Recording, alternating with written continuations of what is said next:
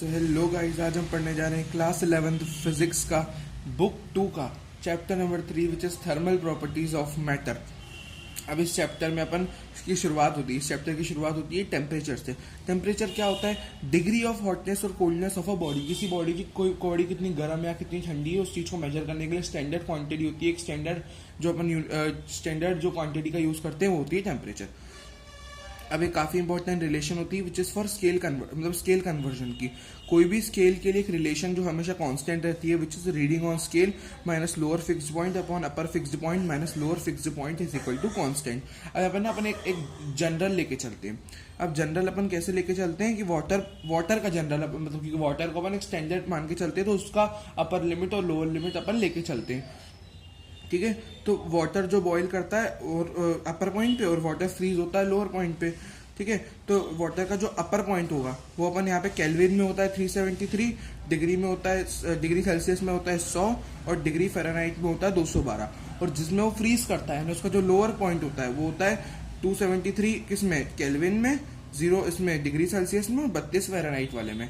तो इसका अपर और लोअर फिक्स पॉइंट है। और इस जो फॉर्मूले में लिखा हुआ है ना, lower fix point, upper fix point, वो सारे इसी चार्ट से अपन पुट करते हैं, है ना। जैसे यहाँ पे अगर मैं केल्विन के लिए बात करूँ तो यहाँ पे लोअर फिक्स पॉइंट यहाँ पे लिखा जाएगा 273, और हायर वाला अपर वाला 373, लोअर वाला 273। तो अपन यहाँ से ही पुट करते हैं कभी यूज करना हो तो यहाँ पे इन वालों को अपन यूज करते हैं, है ना। अब यहाँ पे degree Fahrenheit and degree Celsius के बीच में अपन इस रिलेशन का और इन वैल्यूज से मदद से अपन एक रिलेशन निकाली डिग्री फ़ारेनहाइट और डिग्री सेल्सियस के बीच में, which is degree Fahrenheit is equal to 9/5 times of degree Celsius plus 32।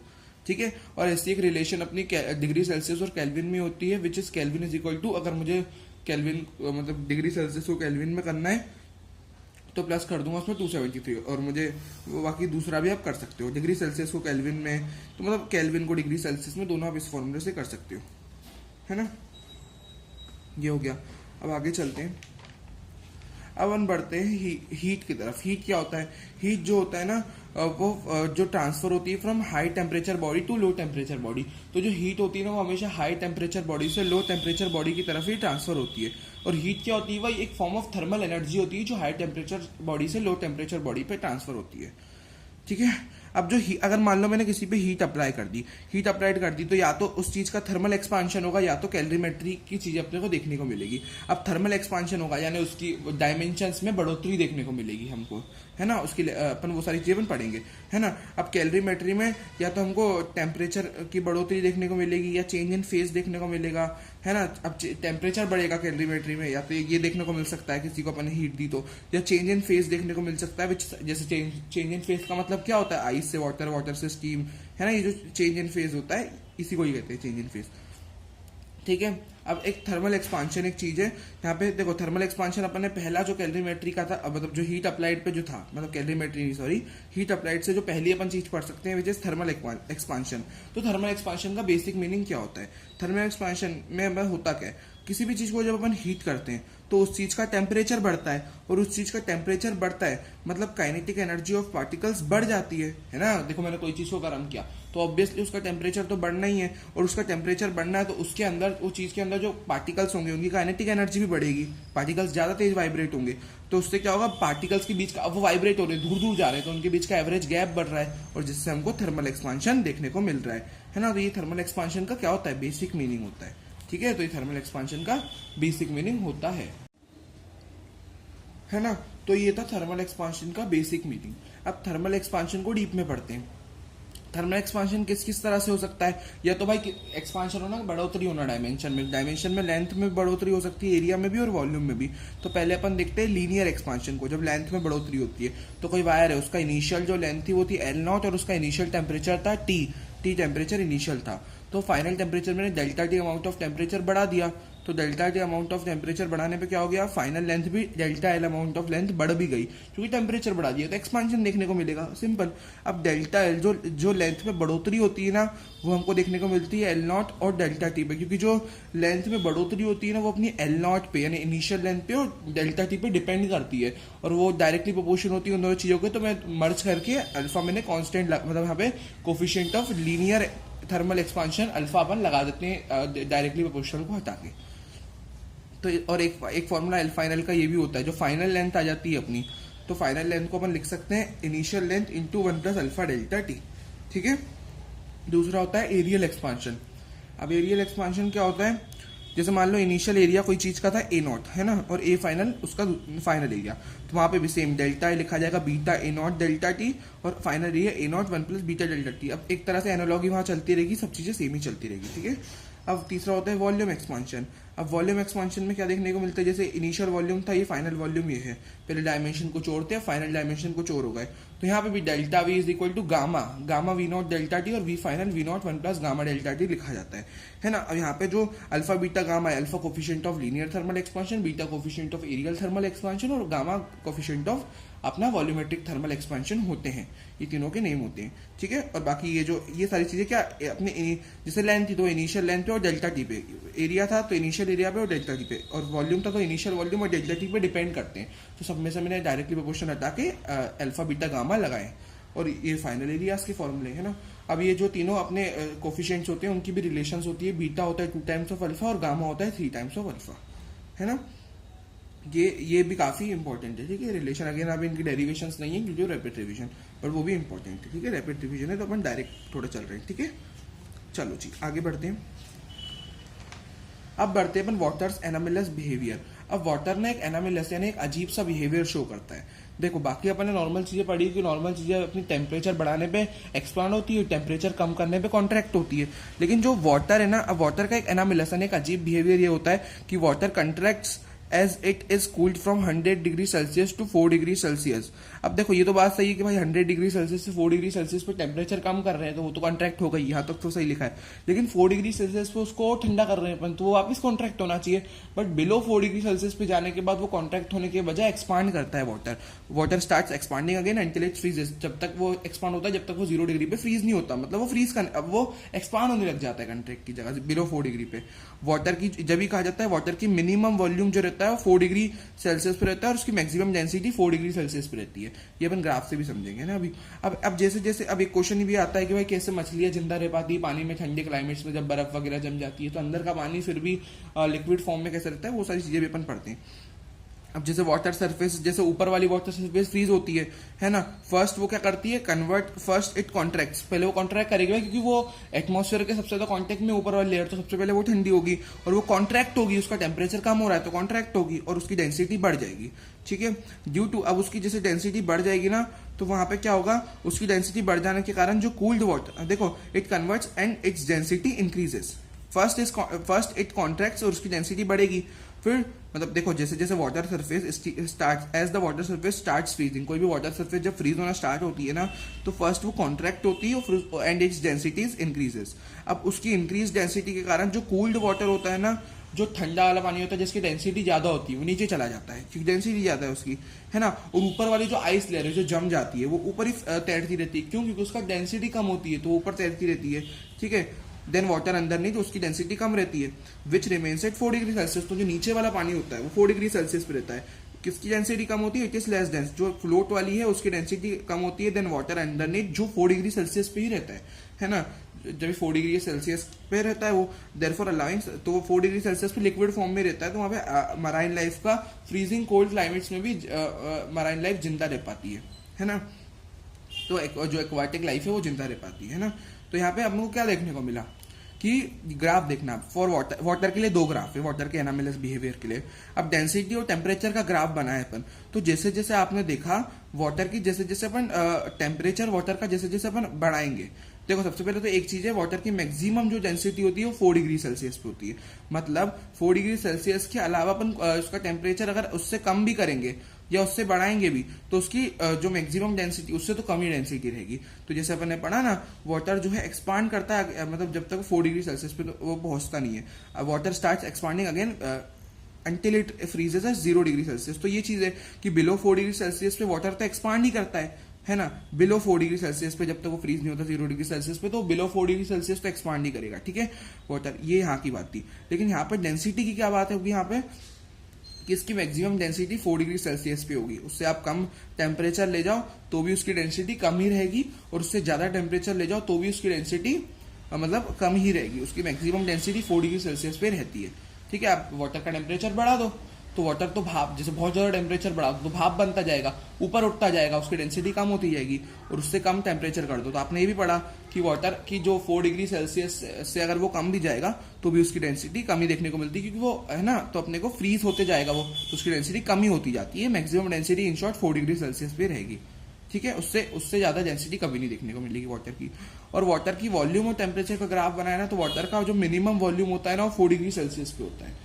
ठीक है, और वाटर का अपन अगर 4 डिग्री सेल्सियस से कम भी कर दूं मैं टेम्परेचर तो भी वॉल्यूम बढ़ेगा ही। देखो मैं कम पे भी ले जा रहा हूँ टेम्परेचर को तो भी वॉल्यूम बढ़ रहा है, और ज्यादा पे ले जा रहा हूँ टेम्परेचर को फिर भी वॉल्यूम बढ़ रहा है। तो टेम्परेचर कम भी कर रहा हूँ या ज्यादा भी कर रहा हूँ तो भी वॉल्यूम बढ़ ही रहा है दोनों केसेस में। और मिनिमम वॉल्यूम उसका 4 डिग्री सेल्सियस पे रहता है, जैसे मिनिमम डेंसिटी उसकी थी, मिनिमम डेंसिटी किस पे थी, मैक्सिमम डेंसिटी 4 डिग्री सेल्सियस पे थी, और मिनिमम वॉल्यूम भी 4 डिग्री सेल्सियस पे रहता है। तो इस तरह वाटर का एनामिलस बिहेवियर हमको देखने को मिलता है ना। तो ये कुछ ग्राफ है, ठीक है। अब बढ़ते हैं कैलोरीमेट्री की तरफ। कैलोरीमेट्री का principle of calorimetry, the law of mixtures. पहले बेसिक लॉ पढ़ लेते हैं। देखो ये तो बेसिक लॉ अपने को समझ में आ जाएगा। देखो कैसे, बहुत बेसिक है। हीट फ्लो करती है from body at higher temperature to lower temperature. अपन को पता है हीट हायर टेम्परेचर से लोअर टेम्परेचर पहुंचती है till the two bodies acquire the same temperature. यहाँ पे टू बॉडीज का मतलब क्या है, टू बॉडीज का मतलब क्या है, till the two bodies acquire the same temperature. अब मैं दो चीजों को मिक्स कर रहा हूं तो मैं मिक्सचर की बात कर रहा हूं। तो जब तक वो मिक्सचर, अब मैंने दो सॉल्यूशंस को मिला दिया और दोनों का टेम्परेचर अलग अलग था, एक का टेम्परेचर हाई था एक का टेम्परेचर लो था मान लो, तो मैं मिक्स करूंगा तो जिसका टेम्परेचर हाई था वो कोल्ड होने लग जाएगा और जिसका कोल्ड था वो हाई होने लग जाएगा, क्योंकि हायर वाला लोअर वाले को हीट देगा। और है ना, जब तक दोनों का टेम्परेचर सेम नहीं हो जाएगा, जब तक दोनों में क्या देखने को मिल जाएगा, जब तक वो सेम टेम्परेचर पे नहीं आएंगे जब तक उसमें ट्रांसफर होता रहेगा हीट का। तो ये रहता है अपना लॉ ऑफ मिक्सचर्स, है ना। अब आगे बढ़ते हैं, which is specific heat. Specific heat वो अमाउंट ऑफ हीट होती है, delta Q amount of heat की, required by a unit mass of substance to raise its temperature by 1 degree Celsius is its specific heat. तो किसी भी चीज का temperature 1 degree Celsius से बढ़ाने के लिए जो उसको अमाउंट ऑफ हीट देनी पड़ती है, डेल्टा क्यू जिसको अपन कहते हैं, तो कितनी अमाउंट ऑफ हीट दे ताकि उसका 1 डिग्री सेल्सियस टेम्परेचर इंक्रीज हो जाए, तो वो अपनी स्पेसिफिक होती है, जिसका फॉर्मूला होता है del Q is equal to M S delta T, जिसको अपन सी डेल्टा टी भी लिखते हैं, है ना। तो ये एस है यहाँ पे अपनी स्पेसिफिक हीट, है ना। तो ये है, मतलब delta Q is equal to M S delta T होता है ना। अब डेल्टा टी अगर मान लो जीरो है, डेल्टा टी जीरो रहता है अपना आइसोथर्मल प्रोसेस के लिए, अपन थर्मोडायनेमिक्स में पढ़ेंगे, है ना। तो अब एस का फॉर्मूला यहाँ से क्या आ जाएगा, 1/m। एस क्या है अपने स्पेसिफिक हीट है, तो ये क्या हो जाएगी 1/m delta Q by delta T, है ना। तो यहाँ पे क्या हो जाएगा, डेल्टा टी जीरो है तो इनफाइनाइट पहुंच जाएगा इसका स्पेसिफिक हीट। और एडियाबैटिक प्रोसेस के लिए डेल्टा क्यू जीरो होता है तो पूरी स्पेसिफिक हीट जीरो हो जाती है, किसके लिए, एडियाबैटिक प्रोसेस के लिए। सब थर्मोडायनेमिक्स में अपनी प्रोसेस पढ़ेंगे। अब बढ़ते हैं लेटेंट हीट की तरफ। लेटेंट हीट वो मतलब लेटेंट हीट सप्लाइड और absorbed by a substance when changes state phase at a constant temperature. तो कोई भी सब्सटेंस जब अपनी फेस को चेंज करता है एट अ कांस्टेंट टेम्परेचर, तो फेस चेंज करने के दौरान जो हीट सप्लाई या एब्सॉर्ब होती है वो होती है अपनी लेटेंट हीट, फेस चेंज के लिए, है ना। देखो टेम्परेचर चेंज के लिए जो क्यू होता है ना, टेम्परेचर चेंज के लिए अपन स्पेसिफिक हीट वाली बात करते हैं, Q is equal to M S delta T, और फेस चेंज के लिए अपना लेटेंट हीट वाला Q is equal to M L वाला फॉर्मूला। जैसे एल यानी लेटेंट हीट और फ्यूजन भी होती है और लेटेंट हीट ऑफ वेपराइजेशन, दो तरह की होती है। तो अपन ने जनरल यहाँ पे एल लिखा है। अब टेम्परेचर हीट कर्व पड़ते हैं वाटर के लिए, अपन ने क्या करा है, यहाँ पे वाटर को ना हीट देते गए, मतलब d Q by d T अपन ने constant rate of heat supply करते गए वाटर को, कॉन्स्टेंट रेट, ठीक है, ये चीज आप ध्यान रखना। तो अपन ने टेम्परेचर देते गए टाइम के रिस्पेक्ट में, उसको टेम्परेचर देते गए, उससे अपन ने वाटर की जो स्टेट चेंज हो रही है उसका ग्राफ बनाया, है ना। तो टेम्परेचर और टाइम के साथ साथ टेम्परेचर उसका अपन चेंज करते गए, तो उससे क्या ग्राफ बना। जैसे देखो सबसे पहले क्या होता है कि कोई भी चीज की फेस कैसे बदलती है वो आप ध्यान से देखना। जैसे मान लो वाटर है -20 डिग्री सेल्सियस पे, ऑब्वियसली -20 डिग्री सेल्सियस पे तो आइस ही होगा वाटर। अब आइस है तो वो डायरेक्ट वाटर में कन्वर्ट नहीं होगा, वो पहले क्या होगा -20 डिग्री सेल्सियस से 0 डिग्री सेल्सियस पे जाएगा, ताकि अब वो 0 डिग्री सेल्सियस तक पहुंचने के लिए उसको जो हीट दी गई उसकी वो अपनी Q is equal to M S delta T वाली हीट होगी, है ना। अब फिर क्या होगा, वो क्या करेगा 0 डिग्री सेल्सियस पे फेस चेंज करेगा लेटेंट हीट की मदद से, है ना। फिर क्या होगा वो, अब वाटर के बाद क्या होगा, फिर वाटर के बाद वो वेपर बनेगा, तो वो पहले अपना 0 डिग्री सेल्सियस से 100 डिग्री सेल्सियस तक टेम्परेचर लेके जाएगा, 100 तक टेम्परेचर लेके जाएगा विद द हेल्प ऑफ वाली Q is equal to M S delta T वाली हीट से, फिर 100 डिग्री सेल्सियस पे लेके वो अपना फेस चेंज कर लेगा स्टीम में। तो वो रहता है पूरा, उस पे ग्राफ है। तो पहले अपना -20 से 0 तक वो आइस में ही रहेगा, लेकिन टेम्परेचर बढ़ता रहेगा, यहाँ पे बढ़ता रहेगा, तो है ना। फिर 0 डिग्री सेल्सियस पे रह के अपना वो फेस चेंज कर लेगा आइस से वाटर। फिर टेम्परेचर बढ़ाएगा, टेम्परेचर कैसे 0 से 100 पहुंचाएगा, फिर 100 पे ही रह के वो फेस चेंज कर लेगा, वाटर से स्टीम चला जाएगा, क्योंकि यहाँ पे वो वाटर था, आइस से वाटर बन गया था 0 डिग्री सेल्सियस पे। फिर वो वाटर ही रहेगा 100 डिग्री तक, फिर वो फेस चेंज कर लेगा 100 डिग्री पे ही अपना स्टीम पे। तो इस तरह अपने पूरा ग्राफ बनता है। और थीटा रहते हैं आइस के लिए, वाटर के लिए और स्टीम के लिए, जिसमें वाटर सबसे कम थीटा वाटर का होता है, आइस का उससे ज्यादा, और स्टीम वाला थीटा सबसे ज्यादा देखने को मिलता है इस ग्राफ के हिसाब से, है ना। तो ये पूरा ग्राफ था, ठीक है। अब heat loss by hotter substance is equal to heat gain by cooler substance, एक बेसिक सा फॉर्मूला है। और दो चीज को मिक्स करेंगे तो जो उनका कॉमन टेम्परेचर बनेगा, तो जो कम टेम्परेचर वाले सब्सटेंस का टेम्परेचर था तो उससे ज्यादा होगा टेम्परेचर, कॉमन टेम्परेचर, और हाई वाले से कम होगा, और ये मिक्सचर का टेम्परेचर इन दोनों के बीच में लाई करेगा, जिसका लो वाला टेम्परेचर से ज्यादा और हाई वाले से कम, है ना। दो चीज को मिला है ना, एक का ज्यादा टेम्परेचर होगा तो जिसका कम होगा टेम्परेचर, उतने टेम्परेचर से तो ज्यादा ही होगा मिक्सचर का टेम्परेचर, और हाई वाले से तो कम ही रहेगा। तो ये रहता है अपना एक छोटी सी बात और। अब बढ़ते हैं हीट ट्रांसफर की तरफ। हीट ट्रांसफर की तरफ, flow of heat due to temperature difference. अब देखो, फ्लो ऑफ हीट बोल लो या थर्मल एनर्जी बोल लो ड्यू टू टेम्परेचर डिफरेंस। तो हीट का फ्लो या थर्मल एनर्जी का जब फ्लो होता है ना ड्यू टू टेम्परेचर डिफरेंस, तो इन दोनों चीज का जब फ्लो होता है तो ये किस किस मोड से होता है फ्लो, जैसे हीट का फ्लो बोल रहे हो, थर्मल एनर्जी का फ्लो, तो ये किन किन मोड से होता है। तो हीट ट्रांसफर की मोड्स होते हैं, है ना। पहला कंडक्शन, कन्वेक्शन, रेडिएशन, तीन होते हैं। कंडक्शन क्या होता है, जैसे मान लो मैंने एक रॉड को मैंने गर्म आग पे जाके दिखा दिया उसको, तो क्या होगा, उसका टेम्परेचर बढ़ता जाएगा, और थोड़े समय बाद क्या होगा, वो टेम्परेचर जहां से अपने पकड़ा है, अपने जिस सिरे को आग के मुंह में, मतलब आग में अपने डाला है, तो वो वाला जो है, वो वाला तो अपना बहुत जल्दी हीट होगा। फिर अब थोड़ी देर बाद अपन ने जहां से पकड़ा है दूसरे सिरे पे भी थोड़ी देर बाद हीट आ जाएगी, थोड़ी देर बाद दूसरे सिरे पे भी हीट आ जाएगी, ठीक है। तो ये रहता है कुछ इस तरह, है ना। तो लेकिन वो एक क्या होगा, एकदम से नहीं, थोड़ी देर में वो ट्रांसफर होगी वहां पे हीट। तो mechanism of transfer of heat between two adjacent parts of a body because of their temperature difference. तो टेम्परेचर डिफरेंस के बीच में, टेम्परेचर डिफरेंस के कारण, क्योंकि वो वाला गर्म होगा जिसको अपन ने आग पे दिखाया होगा, और दूसरा वाला अपना ठंडा होगा, तो उन दोनों के बीच में टेम्परेचर का डिफरेंस है। ऑब्वियसली जो आग के पास वाला है वो गर्म होगा, और जो आग से दूर वाला है वो ठंडा होगा। तो उन दोनों की टेम्परेचर डिफरेंस के कारण हाई टेम्परेचर से जिसको अपन ने आग पे दिखाया है वो लो वाले तक पहुंचाएगा अपनी हीट को। थोड़ी देर बाद फिर जहां से अपन ने पकड़ रखा है वो रॉड को, वहां पे भी अपने को गर्माहट महसूस होगी, ठीक है। और यहाँ पे मास ट्रांसफर नहीं होता, लेकिन एनर्जी ट्रांसफर होता है कंडक्शन के दौरान, है ना। अब दूसरी कन्वेक्शन, जैसे आपने पानी गर्म होते हुए देखा हो कभी, तो डायरेक्ट अपन पानी को ऊपर से गर्म नहीं करते, कि ऊपर से अपन ने वो नहीं होती फ्लेम वाली टॉर्च, उधर से ऊपर से अपन ने डाल दी, ऊपर से मतलब अपन टॉर्च दिखा रहे हैं, उसको गर्म कर रहे हैं ऊपर से, तो पानी ऊपर से उड़ता जाएगा, वो गर्म होगा ही नहीं, वो भाप बनता जाएगा थोड़ी देर बाद। तो क्या होगा, अपन गर्म कैसे करते हैं, नीचे से उसको, जैसे अपन कोई बर्तन में गर्म पानी लेके नीचे से उसको अपन हीट देते हैं, तो वो कैसे गर्म होता है, उसका बेसिक कैसे वो काम करता है। तो जो पानी जो सबसे पास जो रहता है फ्लेम के नीचे वाले पार्टिकल्स, वो पहले गर्म होकर ऊपर उठते हैं, फिर ऊपर वाले नीचे आते हैं, फिर नीचे वाले गर्म होकर ऊपर उठते हैं, फिर ऊपर वाले ठंडे वाले नीचे आते हैं, फिर वो गर्म होकर ऊपर जाते हैं। तो एक साइकिल चलती रहती है विच इज कन्वेक्शन। और ये यहाँ पे सिंस यहाँ पे एनर्जी और मास दोनों का ट्रांसफर होता है, यानी पार्टिकल्स, मास यानी पार्टिकल्स का भी ट्रांसफर होता है, तो वो मूवमेंट को, मतलब पार्टिकल्स का वो हो रहा होगा, मूवमेंट हो रहा होगा जब भी मास ट्रांसफर हो रहा है, तो मूवमेंट करने की कैपेबिलिटी सिर्फ फ्लूइड्स के पास होती है। जैसे अपना फ्लूइड्स कौन होते हैं, गैसेस हो गए और लिक्विड्स हो गए, तो वही सिर्फ इस काम को कर पाते हैं। इसलिए सॉलिड्स में क्या रहता है, पार्टिकल जैसे सॉलिड्स में तो ये काम नहीं होता, सॉलिड्स तो अपना बस ट्रांसफर करता रहता है पार्टिकल टू पार्टिकल। जैसे नहीं होता, मैं पास, जैसे मुझे आखिरी बेंच तक कुछ पहुंचाना है, मैं फर्स्ट बेंच पे हूं तो मैं पास टू पास करूंगा, वो सॉलिड्स में होता है। और डायरेक्ट, जैसे मेरे पास बॉल है तो मैंने पहली बेंच से आखिरी बेंच तक बॉल को फेंक दिया डायरेक्ट, खैर वो तो चलो रेडिएशन हो गई, बट कन्वेक्शन अपन देखें तो कुछ इस तरह काम करता है ना। तो कन्वेक्शन कुछ नहीं करती अपनी, मतलब पार्टिकल वहां पे क्या होता है, पहले नीचे वाले पार्टिकल गर्म होकर ऊपर उठते हैं, ऊपर वाले नीचे आते हैं।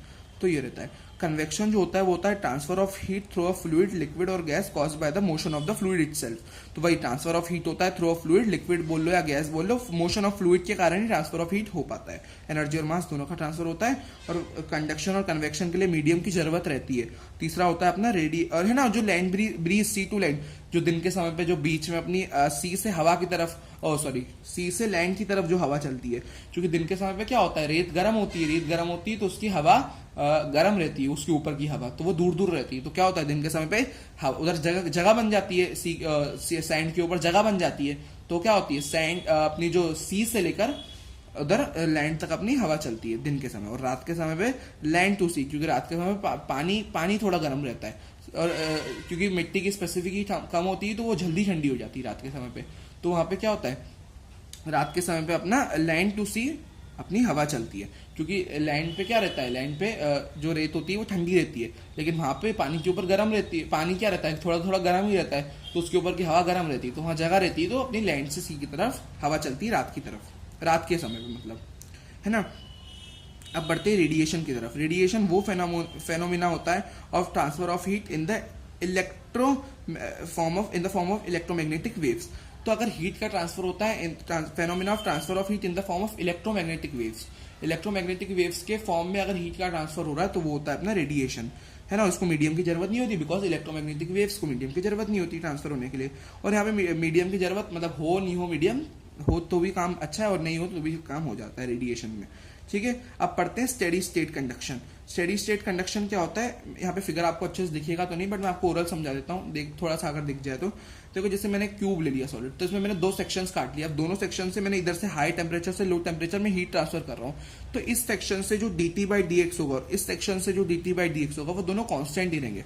मतलब जो टेम्परेचर का हमको हर dx लेंथ होगी, इसकी dx मतलब dx चौड़ाई होगी दोनों की, तो वो पर dx लेंथ से जो अमाउंट ऑफ टेम्परेचर पास हो रहा है उसका रेट कांस्टेंट रहता है। dt/dx मतलब कांस्टेंट रहता है ना, है ना यहाँ पे। और अपना दूसरा देखिए dq/dt।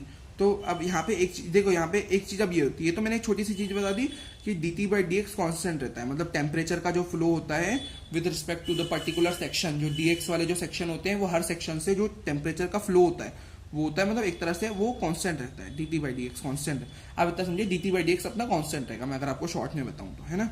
तो शॉर्ट में ये रहता है कि dt/dx कांस्टेंट रहता है। अब dq एक चीज ये भी रहती है, अब स्टेडी स्टेट कंडक्शन में एक चीज अपन ये भी पढ़ते हैं कि dq/dt जो होता है ना, वो होता है वो अपना ka dt/dx के बराबर होता है ना। मतलब dq/dt जो रेट ऑफ हीट ट्रांसफर होता है, जो q का ट्रांसफर होता है with respect to time, capital T यानी टेम्परेचर, स्मॉल t यानी टाइम, तो dq/dt जो होता है अपना वो डिपेंड एरिया पे भी करता है, जितना ज्यादा एरिया होगा भाई उतना ज्यादा ट्रांसफर होगा हीट का, है ना। और dt/dx पे भी वो डिपेंड करता है। तो और अपने के यहाँ पे कांस्टेंट लगा दिया which is coefficient of thermal conductivity. इसको मैं डेल के फॉर्म में भी इस तरह रिप्रेजेंट कर सकता हूँ, है ना। डी को हटा के डेल लगा दूँ तो यहाँ पे के जो कोफिशिएंट ऑफ थर्मल कंडक्टिविटी है वो होती है ना, उसकी यूनिट क्या रहती है ना।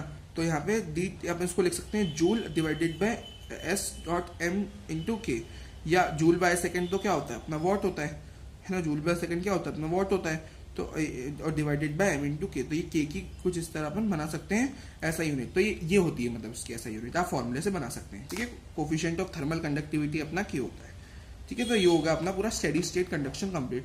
अब बढ़ते हैं अपन रेडिएशन। रेडिएशन के बारे में अपने को थोड़ा बहुत पढ़ना है, रेडिएशन के बारे में अपने को थोड़ा बहुत पढ़ना है। तो वो क्या है रेडिएशन में, सबसे पहले तो आइए अपनी प्रिवोस्ट थ्योरी। प्रिवोस्ट थ्योरी में क्या बताया गया कि any body about 0 Kelvin radiates as well as absorbs thermal radiation.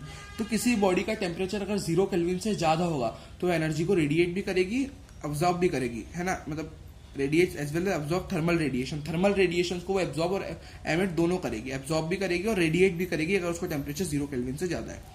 अब रेडिएशन में एक तो ये आया मतलब एक तो ये लॉ आता है विच इज स्टीफन बोल्ट्जमैन्स लॉ, है ना, स्टीफन बोल्ट्जमैन लॉ। यहाँ पे क्या बताया गया, इसकी इजी वाली डेफिनेशन अपन यहाँ पे नीचे लिखी हुई है वो देख लेते हैं।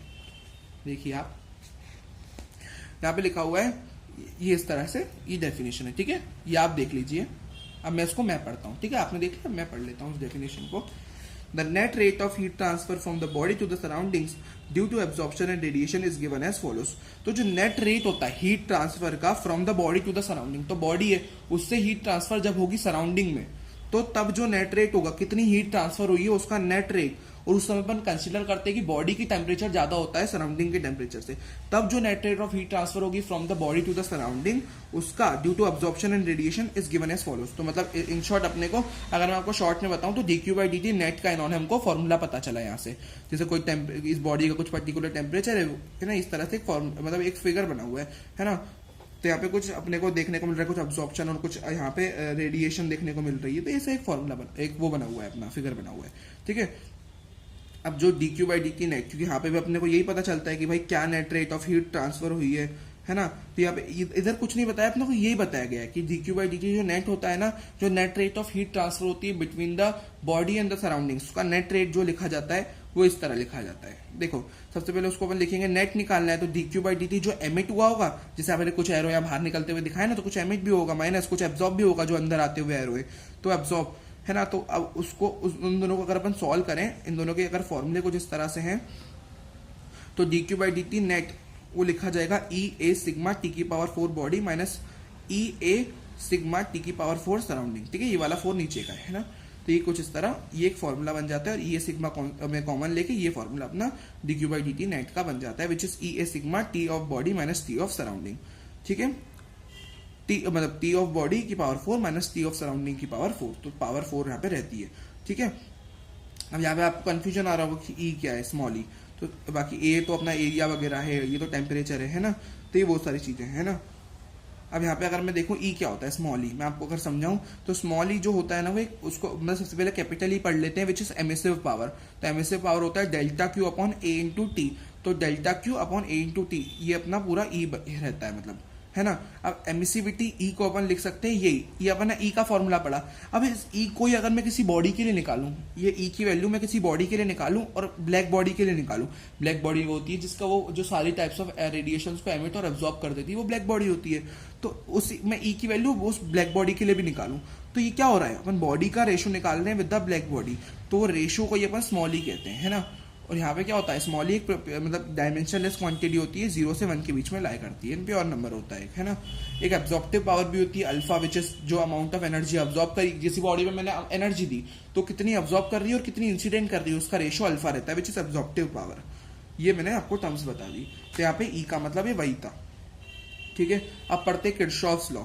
किरचॉफ्स लॉ में बताया गया था कि जो रेट ऑफ एमिसिव पावर होती है टू अब्जॉर्प्टिव पावर, एमिसिव पावर है कैपिटल ई, अब्जॉर्प्टिव पावर है अल्फा, वो for all surfaces is same for all surfaces at the same temperature. अगर सर्फेसेस का टेम्परेचर सेम है तो वो सबके लिए मतलब सेम रहेगा, ये रेशियो, ये रेट है ना।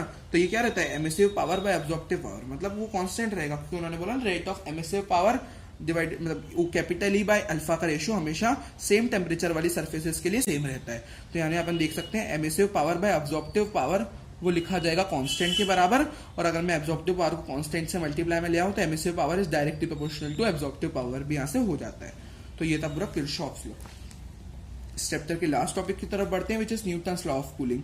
न्यूटन्स लॉ ऑफ कूलिंग में हमको ये पढ़ना है, न्यूटन जो उन्होंने हमको क्या बताया, उन्होंने हमको ये बताया कि जैसे कोई बॉडी कोई चीज को आप बाहर रखते हो तो वो ठंडी हो जाएगी। जैसे कोई गर्म चीज को रखोगे तो दूध आपने गर्म करके जैसे बाहर रखा तो थोड़े समय बाद ठंडा हो जाएगा, और वो ठंडा होएगा तो किस मतलब रेट पे ठंडा होगा, मतलब किस तरह से उसका सराउंडिंग से हीट को अपनी वो टेम्परेचर को चेंज करेगा, वो सारी चीजें अपने को इस लॉ से पता चलती है। यहाँ पे देखो माइनस मैंने यहाँ पे क्यों लगाया, ये delta T by small T क्या है, मतलब टेम्परेचर का change with respect to time, तो कितने समय में वो कितना टेम्परेचर एक्सचेंज हो रहा है अपना सराउंडिंग से, यानी कैसा टेम्परेचर चेंज हो रहा है वो उधर बताया गया। और टेम्परेचर कूलिंग का लॉ है, यानी कोई भी बॉडी यहाँ पे ठंडी हो रही है, अगर कोई गर्म बॉडी है तो वहां पे माइनस, क्योंकि हीट लॉस हो रही है यहाँ पे, तो माइनस लगा दिया मैंने, लॉस हो रही है हीट, है ना। यहाँ पे के मैंने एक कांस्टेंट लगा दिया, है ना। और टी एवरेज यहाँ पे लिखा जाता है T average minus T S, यानी टी सराउंडिंग। और यहाँ पे टी एवरेज क्या मतलब, टी एवरेज से मेरा मतलब होता है यहाँ पे दो टेम्परेचर आपको ऑलरेडी गिवन होंगे, है ना, उन दोनों का अगर आप एवरेज निकाल लो तो वो होता है अपना टी एवरेज। और यहाँ पे जो के होता है वो थर्मल कंडक्टिविटी वाला के नहीं होता, थर्मल कंडक्टिविटी वाला नहीं होता है, नॉर्मल एक कांस्टेंट होता है अपना, ठीक है। और जो टी एवरेज होता है उसको T1 + T2/2 लिखते हैं, माइनस ऑफ टी सराउंडिंग। दो टेम्परेचर आपको गिवन रहेंगे, उससे आप एवरेज निकाल लेना। और ये अपना बेसिकली मैंने आपको न्यूटन लॉ ऑफ कूलिंग बता दिया कि भाई मतलब यहाँ पे एक तरह से कितनी जल्दी कोई भी बॉडी अपनी कूल करती है, मतलब कूल होने का जो रेट है वो यहाँ पे बताया गया था, ठीक है, न्यूटन्स लॉ ऑफ कूलिंग से। और टीएस यानी टी सराउंडिंग, तो वो सारी चीजें यहाँ पे लिखी हुई है, ठीक है। तो इसी के साथ ये चैप्टर अपना कंप्लीट हो जाता है। इतना ही था इस चैप्टर में, ठीक है। So thank you for watching this video, please do like share and subscribe the channel. Bye bye.